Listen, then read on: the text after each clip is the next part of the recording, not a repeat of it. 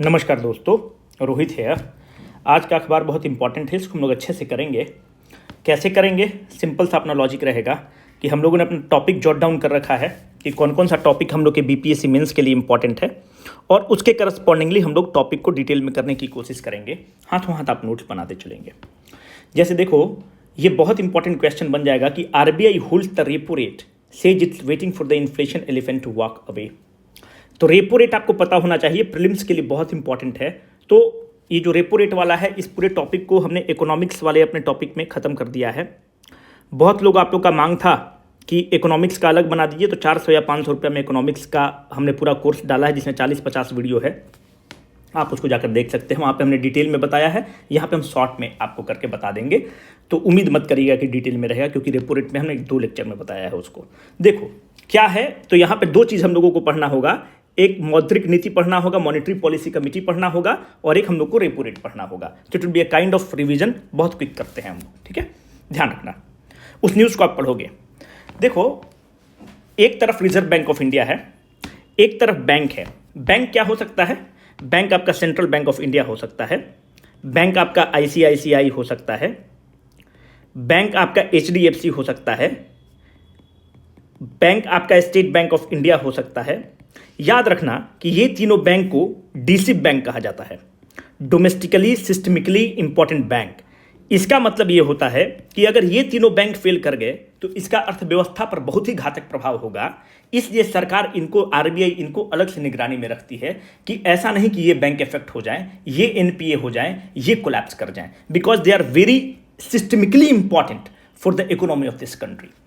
तो एक तरफ बैंक है, एक तरफ हम और आप हैं, एक तरफ रिजर्व बैंक ऑफ इंडिया है। रिजर्व बैंक ऑफ इंडिया क्या है? इन सारे बैंक का रेगुलेटर है। इनके ऊपर शिकंजा कसा रहता है।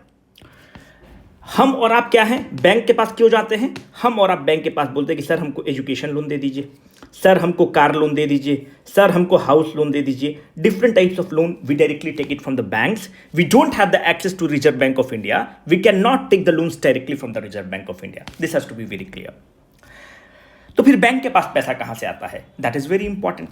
देखो, होता क्या है कि भारत सरकार बॉन्ड इशू करती है। जब हम बोल रहे हैं कि भारत सरकार बॉन्ड इशू करती है, मतलब भारत सरकार के बिहाफ पे क्या है? Reserve Bank of India bond issue करती है।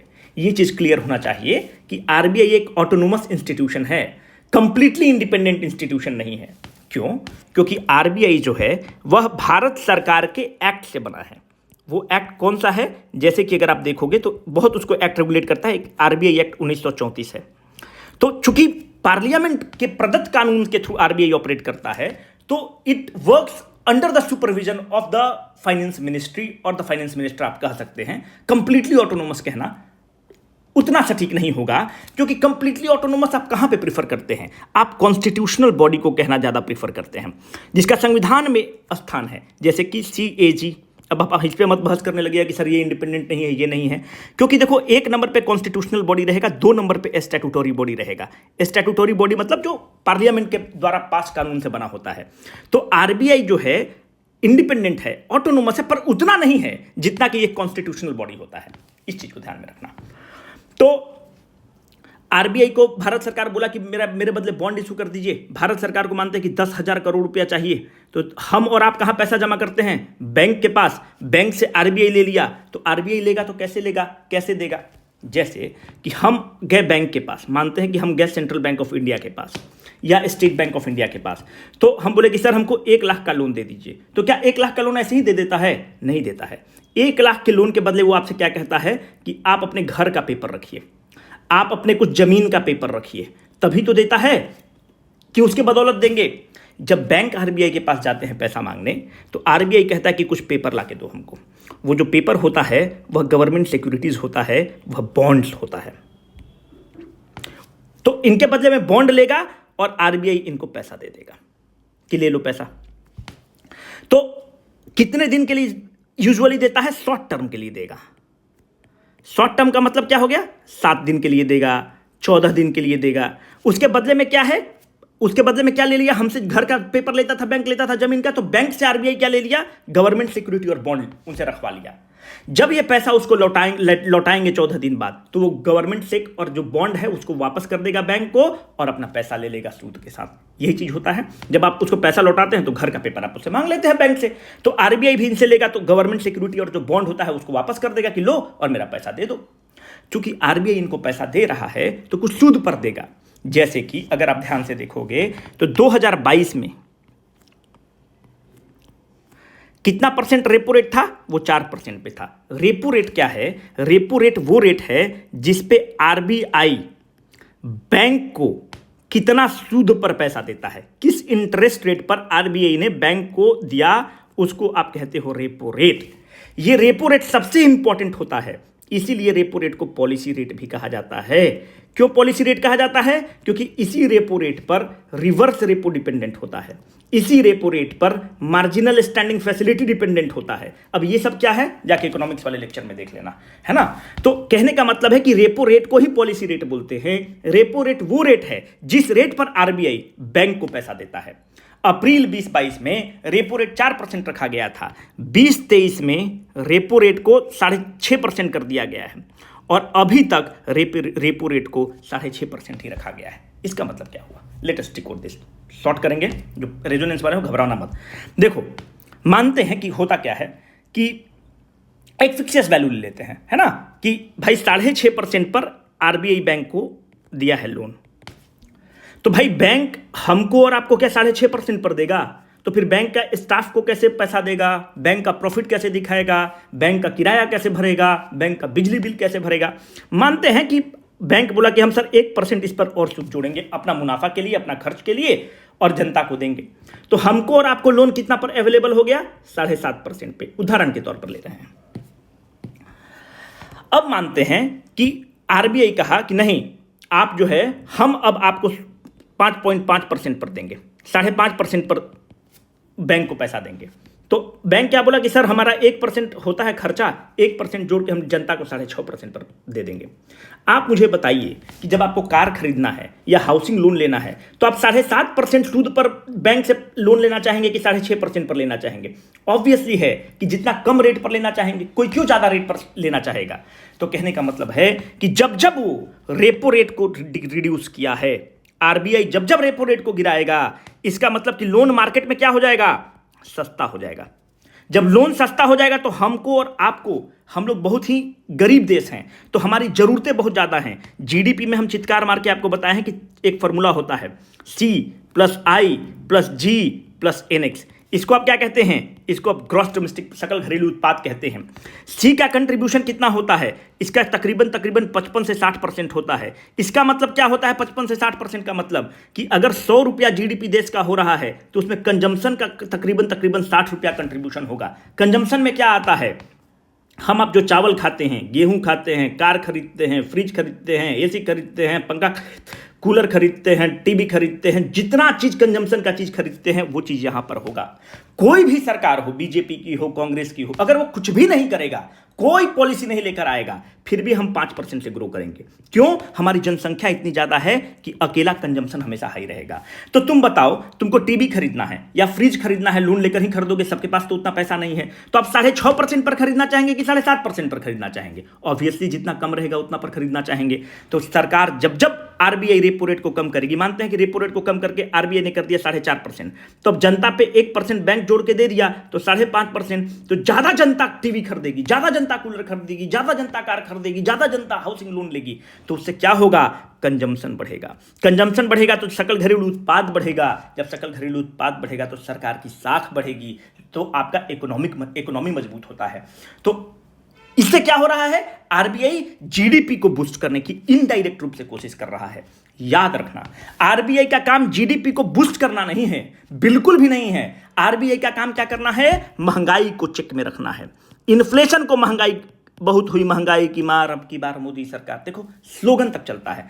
तो काम क्या है, महंगाई को कंट्रोल में रखना है। क्यों महंगाई, आपको याद होगा कि फॉर्चून का तेल 100 रुपये में मिलता था, बीच में से फॉर्चून का दाम हो गया था 200 रुपया, सरकार चली जाएगी।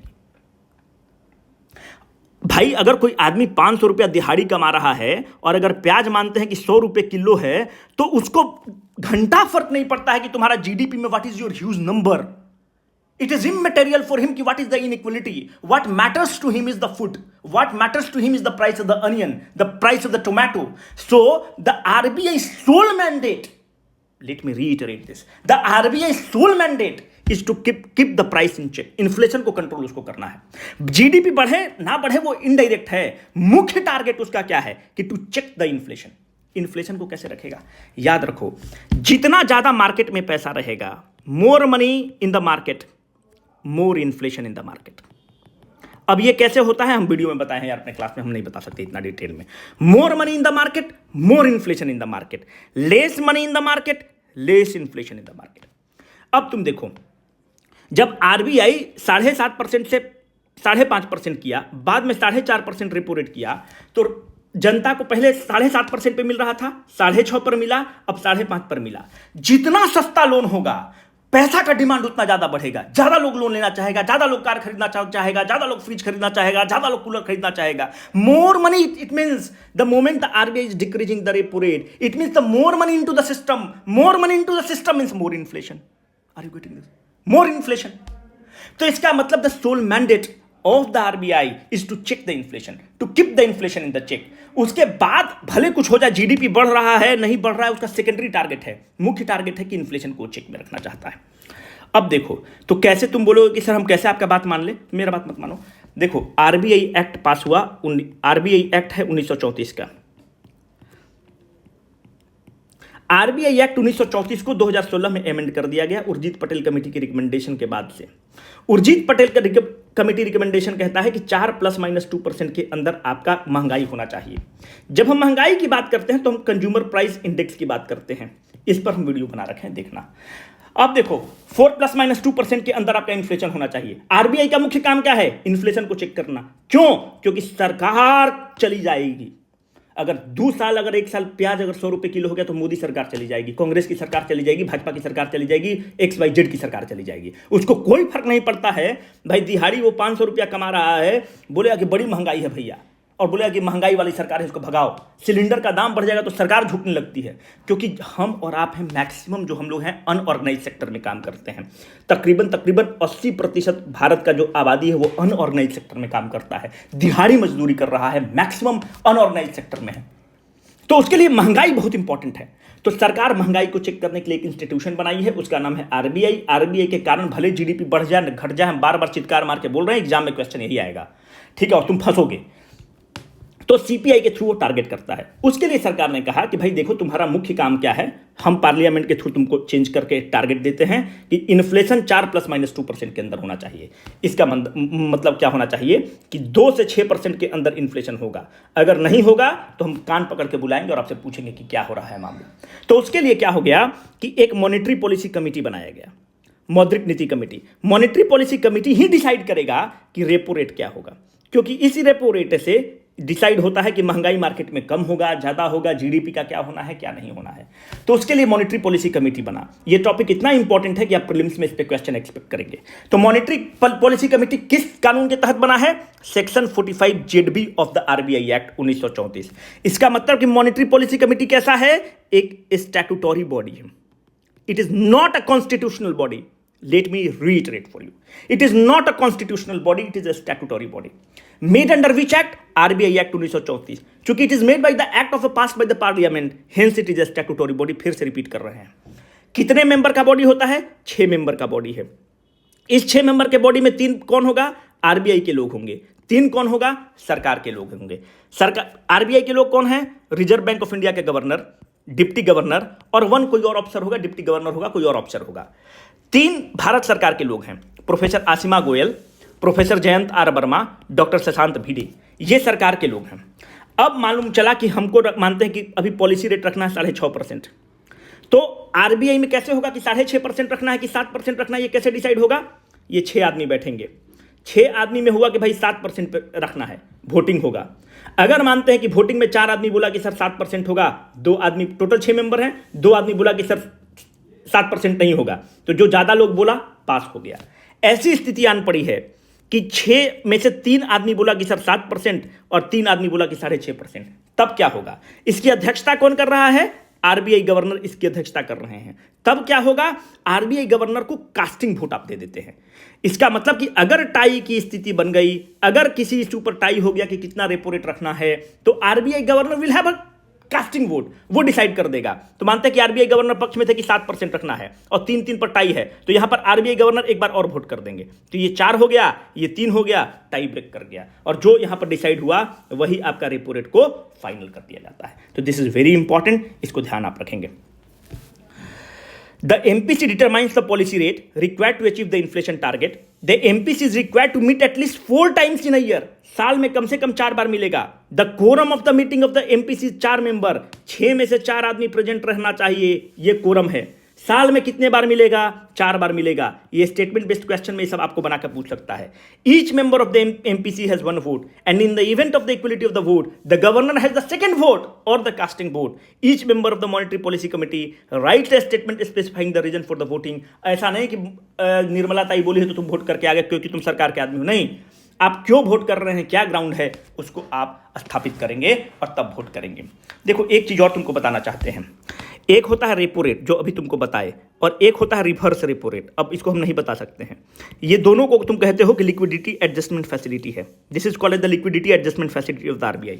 What do you mean by the liquidity adjustment facility of the RBI? It means RBI uses this tool to adjust the short-term liquidity into the system. Hence, repo and reverse repo is called as the liquidity adjustment facility of the RBI. दूसरी बात, ये liquidity adjustment facility RBI का कब आया है? हमने already आपको बता रखा है कि नरसिम्हन कमेटी एक बनता है 1998 में, उसके रिकमेंडेशन से लिक्विडिटी एडजस्टमेंट फैसिलिटी का कंसेप्ट लाया जाता है और किया जाता है। क्वेश्चन को आप कमेंट बॉक्स में जरूर इसका उत्तर करेंगे कि the primary purpose of the monetary policy committee is to maintain gross domestic product, महंगाई, डॉलर एक्सचेंज रेट और इनकम इनइक्वलिटी। आप इसको जरूर कमेंट बॉक्स में ABCD करके इसका उत्तर आप लिखेंगे। अब अखबार को देखो, अब इस आर्टिकल को पढ़ना चवन्नी भर का तुमको लगेगा। ये सब कोई काम का नहीं है, कोई काम का नहीं है, इस सबको हटाते चलो।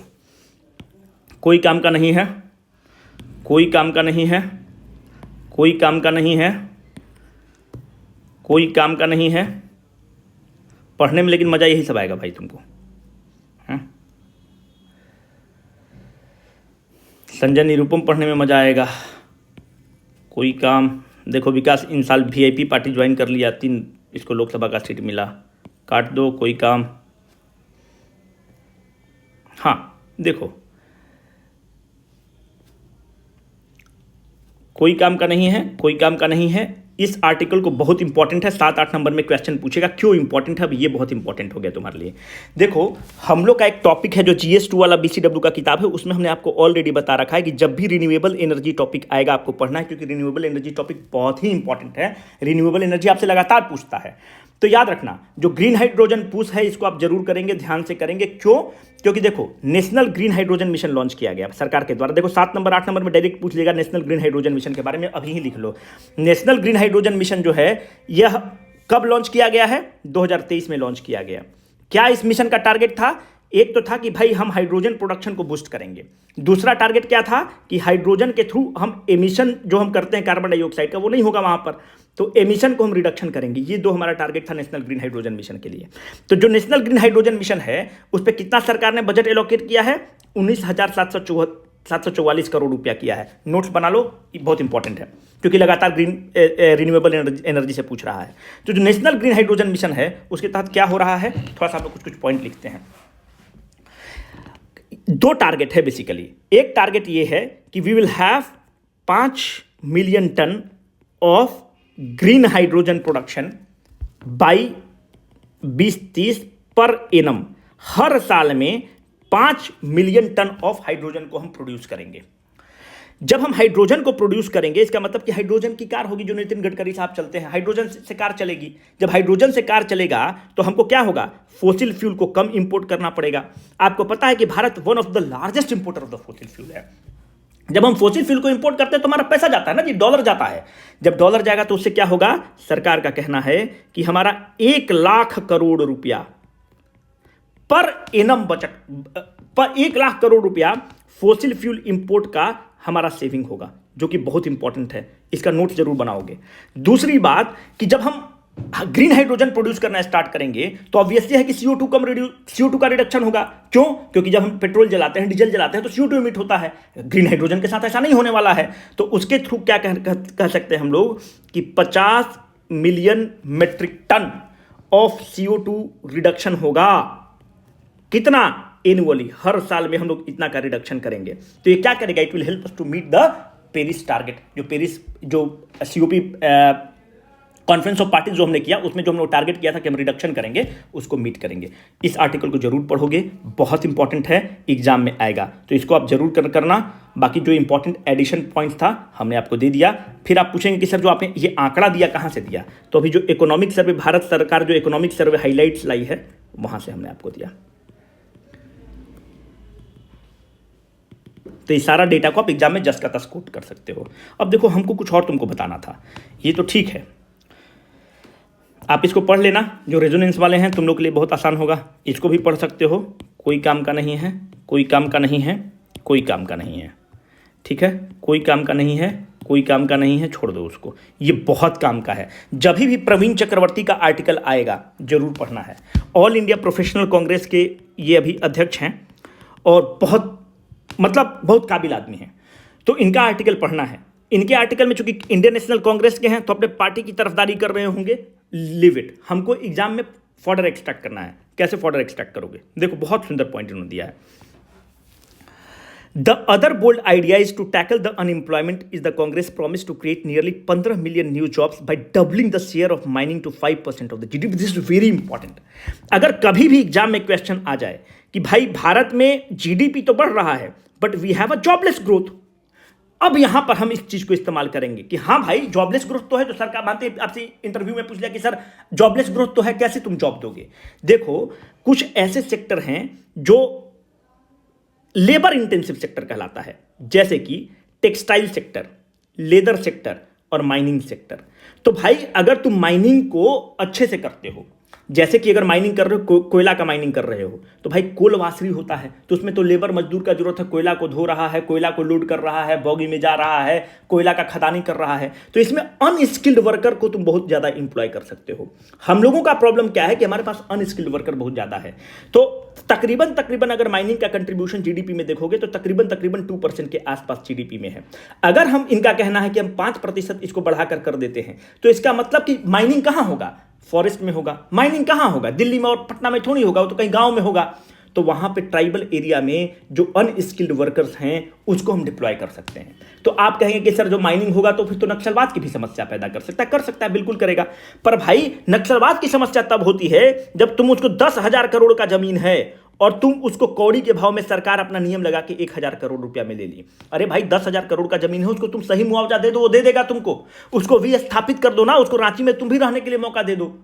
तो अगर उसका पुनर्स्थापन और विस्थापन नीति अच्छी हो तो उसको जमीन देने में कोई दिक्कत नहीं, वो राष्ट्र निर्माण में मदद करना चाहता है। तो एक बहुत इंपॉर्टेंट फैक्टर रेज करना, जब भी जॉबलेस ग्रोथ का मामला आएगा तो आपको ये लिखना है कि माइनिंग सेक्टर का कंट्रीब्यूशन बढ़ाने की जरूरत है। जब आप माइनिंग सेक्टर के कंट्रीब्यूशन को बढ़ाएंगे तो अनस्किल्ड वर्कर को उसके पास क्षमता है कि ये जॉब कर सकता है और इस तरह से जॉब क्रिएट कर सकता है। तो ये बहुत इंपॉर्टेंट फैक्ट है तुम्हारे एग्जाम के लिए, इसको जरूर ध्यान से रखना। दूसरा, इस आर्टिकल को आप और पढ़ोगे,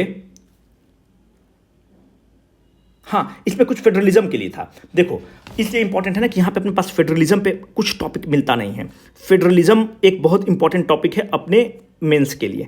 तो फेडरलिज्म मतलब क्या होता है कि यूनियन और स्टेट में अच्छे संबंध होना चाहिए। तो उसमें प्रॉब्लम सबसे बड़ा क्या आता है कि भारत सरकार सेस ले लेती है, आपको पता है, सरचार्ज ले लेती है। ये सारा चीज हम बता रखे हैं, क्या होता है जाकर वीडियो देख लेना। तो सेस और सरचार्ज जो भारत सरकार लेती है वह स्टेट के साथ शेयर नहीं करती है। जब राज्यों के साथ शेयर नहीं करती है तो राज्य को लगता है यार तुम सेस और सरचार्ज तो लेते हो, हमको देते नहीं हो, और हमारे ऊपर तुम क्या थोप देते हो? सेंट्रली स्पॉन्सर्ड स्कीम थोप देते हो कि 60% तुम दोगे, 40% हम देंगे, जैसे मनरेगा के रूप में। तो हम कहां खर्च कर पाएंगे, मेरे पास पैसा नहीं आता है। तो इनका कहना है कि फेडरलिज्म को बढ़ावा देने के लिए सेस और सरचार्ज को हम लोगों को 5% पर फिक्स कर देना चाहिए कि 5% से ज्यादा अगर सेस और सरचार्ज लेंगे, जो केवल भारत सरकार रख लेती है, स्टेट के साथ शेयर नहीं करती है, तो फिर भाई आपको 5% से ज्यादा जो भी सेस और सरचार्ज लोगे उसको स्टेट के साथ शेयर करना पड़ेगा। तो this will enhance the federal structure. तो ये बहुत दोनों इनका इंपॉर्टेंट पॉइंट है। देखो ये सब वो पॉइंट है जो आप अखबार से ले सकते हो, रेडीमेड मटेरियल में नहीं अवेलेबल रहेगा। तो ये दोनों बहुत इंपॉर्टेंट पॉइंट है, नोट डाउन करना। फेडरलिज्म आएगा, ये पॉइंट चमक जाना चाहिए, वे फॉरवर्ड में हम लोग इसको लिख देंगे। जब भी जॉबलेस ग्रोथ आएगा, फटाक से ये पॉइंट चमक जाना चाहिए कि माइनिंग का जो है हम लोग को बढ़ाने की जरूरत है 5% करने के लिए। बस कोई काम का नहीं है। अब पूरा पेपर खत्म हो गया आपका, कोई काम का नहीं है, इसको आप देख लीजिएगा, कोई काम का नहीं है पूरा पेपर। इतना काम का निकला, इसको यूज करिएगा। Signing off for the day, Rohit.